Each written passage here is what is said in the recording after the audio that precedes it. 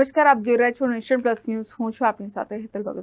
વડોદરા શહેરમાં પાણીજન્ય રોગચાળો વકર્યો છે, ત્યારે હવે પાલિકાની ખોરાક શાખા દ્વારા ઠેર ઠેર ખાદ્ય પદાર્થોનું ચેકિંગ શરૂ કરવામાં આવ્યું છે.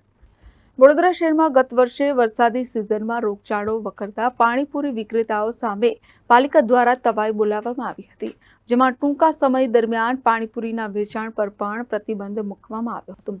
જ્યારે આ વર્ષે ફરી એક વખત રોગચાળાએ માથું ઉચકતા પાલિકાની ખોરાક શાખા દ્વારા ઠેર ઠેર પાણીપુરીના નાના ઉદ્યોગો પર તપાસ શરૂ કરવામાં આવી છે.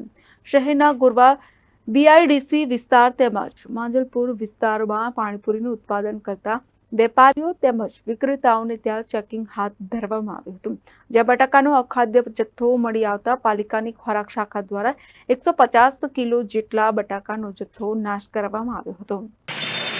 ચોમાસાની ઋતુ દરમિયાન ખાસ કરીને જે રોગચાળો ફેલાયેલો હોવાના કારણે કોલેરા કમળાના કારણે અત્યારે છેલ્લા 4 દિવસથી આપણે જુદા જુદા વિસ્તારમાં જે પાણીપુરી બનાવે છે ત્યાં અત્યારે ચેકિંગ હાથ ધરેલ છે.